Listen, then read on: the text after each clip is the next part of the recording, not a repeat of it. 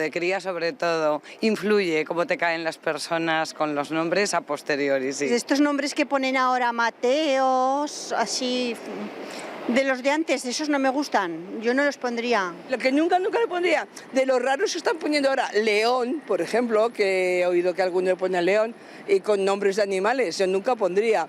Constantino o algo así, le tengo un poco de manía.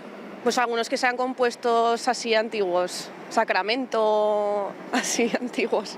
El que tengo yo, ¿Y cómo se llama? Serafín. Bueno, igual es porque lo tengo y no me... Podían haberme puesto otro también, pero vamos, lo llevo y ya está. Esos antiguos que a lo mejor ponían antes en los pueblos, que era que les ponían siempre el nombre del santo, fuera el que fuera, de esos. Ahora no me viene ninguno, pero bueno, me vienen algunos, pero prefiero no decirlos, porque conozco a gente que ya se llaman así, no, que no lo digo.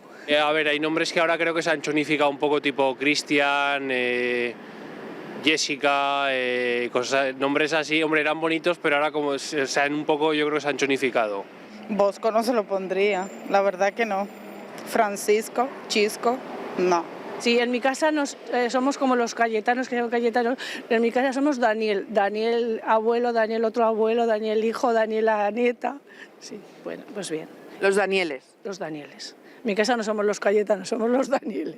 El mío mismo no se lo pondría, que me llamo Bienvenida.